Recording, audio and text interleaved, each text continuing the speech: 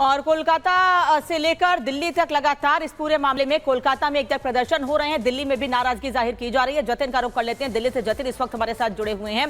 जतिन, अब एक और नया खुलासा हुआ है इस मामले में, फुटप्रिंट सामने आए हैं और जांच का दायरा धीरे धीरे और बढ़ता जा रहा है और इस जांच के दायरे में कई अहम सबूत सामने आ रहे हैं। जी बिल्कुल, देखिए अभी तक जो इन्वेस्टिगेशन की जा रही थी वो कहीं ना कहीं सेमिनार हॉल के इर्द गिर्द ही की जा रही थी कि सेमिनार हॉल जहां पर उस विक्टिम की बॉडी मिली थी, खून से लथपथ मिली थी। लेकिन अब जो सोर्सेज हमें जानकारी मिल रही है उसी सेमिनार हॉल के पास के 2 और कमरे ऐसे बताए जा रहे हैं जहां पर उस विक्टिम के फुटप्रिंट सीबीआई को मिले। और यही रीजन है कि इस केस को लेकर अभी तक सीबीआई कोई क्लैरिटी नहीं दे पाई है कि आखिरकार की ये जो हादसा, ये जो पूरी वारदात की वो सिर्फ एक संजय राय द्वारा की गई थी या इसमें कुछ और लोग भी शामिल हैं। हालांकि जो जानकारी मिल रही है बाकी के 2 कमरे भी चेस्ट मेडिसिन डिपार्टमेंट के वो कमरे हैं और यहां पर अगर विक्टिम गई थी तो किस मंशा से गई थी। जांच में यह भी सामने आया कि सीएफएसएल की टीम ने जब सैंपल इकट्ठे किए तो 10 लोगों के फुटप्रिंट सेमिनार हॉल के अलावा जो 2 कमरे थे जहां पर विक्टिम के फुटप्रिंट मिले हैं उसके अलावा 10 और लोगों के फुटप्रिंट मिले हैं। वो कौन है? हालांकि सीबीआई सोर्सेज का यह भी कहना है कि यही कारण था कि 10 लोगों का पॉलीग्राफी टेस्ट इस पूरे मामले में कराया गया, क्योंकि लगातार शुरुआत से यह आवाज मुखर हो रही थी कि सिर्फ संजय राय नहीं बल्कि कुछ और लोग भी इसमें शामिल हो सकते हैं। उन दूसरे लोग वो कौन लोग हैं जिन लोगों से पूछताछ की गई उनके भी सैंपल सीएफएसएल ने लिए ताकि जो फुटप्रिंट वहां पर मिले हैं उनसे मैच किया जा सके। तो बाकायदा वो 2 कमरे तीसरी मंजिल के वहां पर विक्टिम क्या करने गई थी ये बड़ा सवाल है। और इसीलिए आपने देखा कि 2 दिन पहले सीबीआई की एक टीम जो आरजीकर मेडिकल कॉलेज पहुंची थी वहां के लोकल स्टाफ से भी जानकारी ली गई।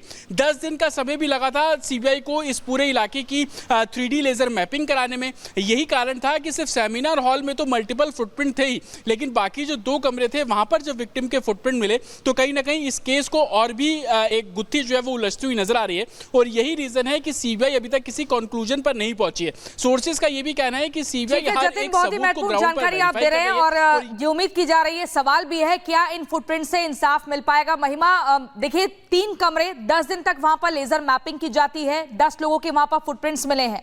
क्या इन फुटप्रिंट से तस्वीर साफ हो पाएगी, पता लग पाएगा कि कौन है वो असल आरोपी?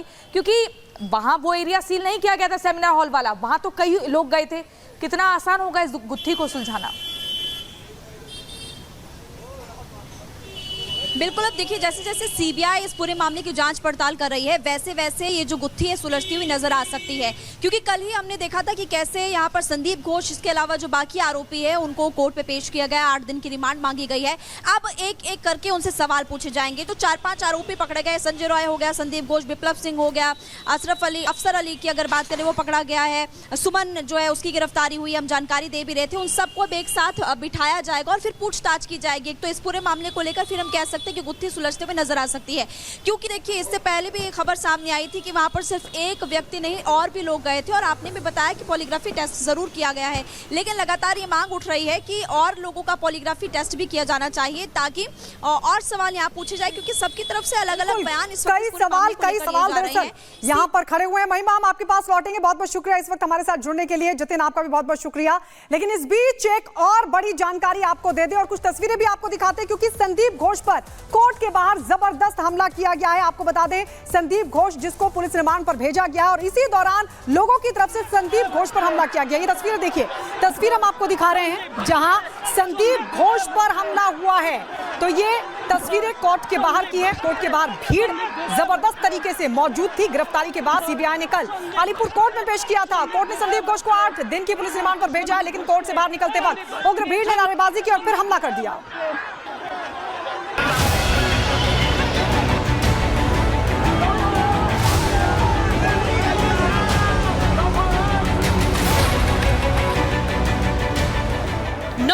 डॉक्टर मेडिकल कॉलेज के बाहर इंसाफ की आस में बैठे कोलकाता रेप मर्डर केस को 25 दिन से ज्यादा का वक्त बीत चुका है। मामले में कई खुलासे तो हुए, लेकिन इन सब के बीच में सीबीआई ने लंबी पूछताछ के बाद में आरजीकर मेडिकल कॉलेज की पूर्व प्रिंसिपल को गिरफ्तार कर लिया है।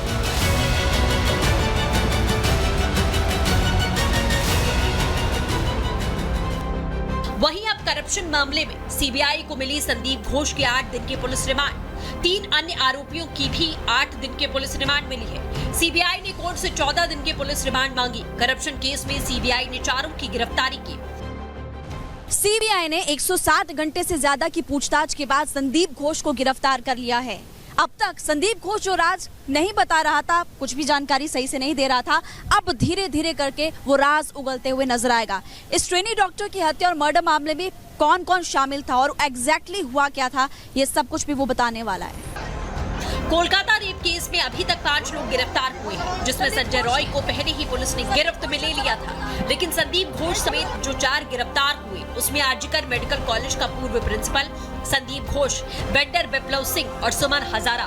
संदीप घोष का अतिरिक्त सुरक्षा कर्मचारी अफसर अली शामिल है। गिरफ्तारी होना ही था और बंगाल के लोगों की बहुत कांक्षित गिरफ्तारी था। बंगाल के लोग चाह रहे थे कि गिरफ्तारी हो, और जैसे कि मैंने आशंका जताई थी कि due to the lack of evidence, साक्ष्य नहीं होने के कारण खून और रेप के मामले में डॉक्टर संदीप घोष को कितना सीबीआई गिरफ्तार कर पाएगी या कितना लपेट में ले पाएगी, ये थोड़ा डाउटफुल था मेरे लिए।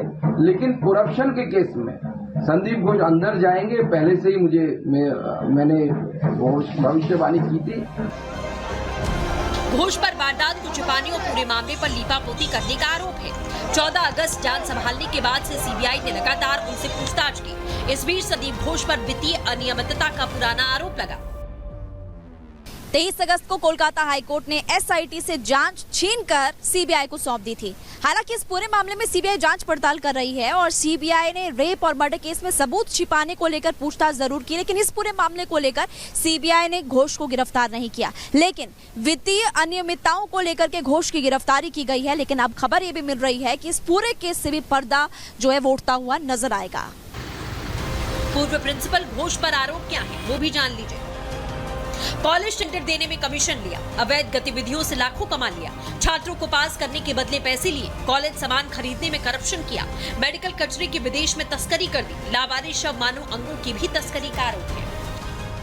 भ्रष्टाचार मामले में भले ही संदीप घोष इस वक्त सीबीआई के शिकंजे में है, लेकिन कहा यह जा रहा है, लोग ये बता रहे हैं, ट्रेनी डॉक्टर्स भी बता रहे हैं कि हो सकता है ट्रेनी डॉक्टर जिसका रेप और मर्डर हुआ वो संदीप घोष के काले कारनामों के बारे में सबको बताने वाली थी, खुलासा करने वाली थी कि संदीप घोष क्या कांड अब तक करता आया, कैसे भ्रष्टाचार किया जाता था, ये सब कुछ वो बताने वाली थी। लेकिन उससे पहले ही ये कहा जा रहा है कि संदीप घोष ने ही ट्रेनी डॉक्टर का मर्डर और रेप करवाया। वारदात बिल्कुल साधारण लगेगी, इसीलिए उसने पहले रेप करवाया और उसके बाद मर्डर ट्रेनी डॉक्टर का उसी ने करवाया। जब ऐसे में सीबीआई को संदीप घोष की 8 दिन की पुलिस रिमांड मिली तो सवाल उठने लगे, क्या संदीप घोष खोलेगा उस रात के राज? क्या अब ईडी भी करेगी संदीप घोष को गिरफ्तार? Bureau report, Republic Bharat.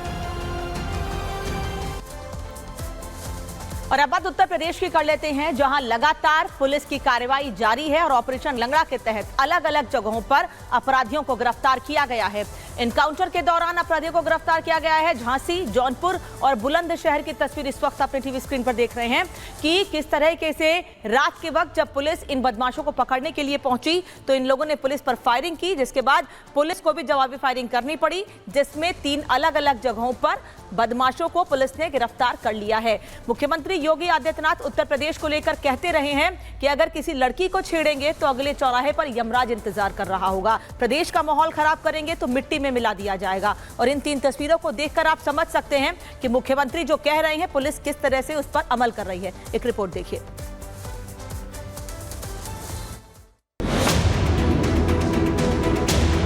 Jhansi में पुलिस और बदमाशों के बीच मुठभेड़ हो गई, जिसमें बाइक सवार 2 बदमाशों में से एक के पैर में गोली लगने से वो जख्मी हो गया, तो वहीं दूसरे बदमाश को घेराबंदी कर पुलिस ने पकड़ लिया। बदमाशों के पास से एक तमंचा, बिना नंबर प्लेट की एक बाइक, लूट का सामान बरामद हुआ। पुलिस ने बताया कि दोनों पर कई केस दर्ज थे। सीसीटीवी और सर्विलांस के माध्यम से इन अपराधियों को चिन्हित कर लिया गया था। आज स्वाट टीम प्रभारी थानाध्यक्ष सिपरी बाजार को ये सूचना थी कि ये अपराधी पॉलिटेक्निक ग्राउंड के झाड़ियों में जो बैग रखे हुए हैं आज बंटवारा करने वाले हैं। इस सूचना पर इन टीमों के द्वारा जब घेराबंदी की गई तो दोनों में से एक अपराधी प्रद्युम्न ने जान मारने की नीयत से पुलिस टीम पर फायर कर दिया। काउंटर अटैक में प्रद्युम्न के पैर में गोली लगी है। अपराधियों को पकड़ने के लिए 5 टीमों का गठन किया गया था। सीसीटीवी के आधार पर बदमाशों की पहचान की गई। पुलिस को अपराधियों के ठिकाने की सूचना मिली तो मौके पर पहुंचकर घेराबंदी कर गिरफ्तार कर लिया गया। Bureau report, Republic Bharat.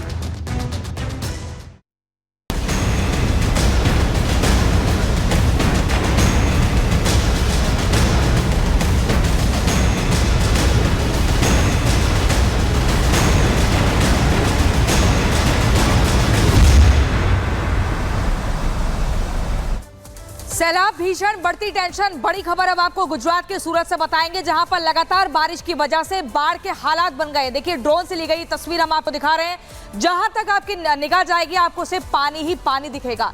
ये सूरत शहर पानी में डूबा हुआ नजर आपको आएगा। आप देखिए बाढ़ से हाल कितने बेहाल हो चुके हैं गुजरात के।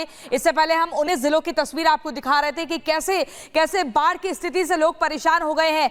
एनडीआरएफ, एसडीआरएफ मौके पर तैनात, एयर लिफ्ट किया जा रहा था इंडियन एयरफोर्स टीम की तरफ से। लोग फंसे हुए हैं लेकिन उनको सुरक्षित स्थान पर ले जाने का प्रयास किया जा रहा था। ये तस्वीरें हम आपको गुजरात के सूरत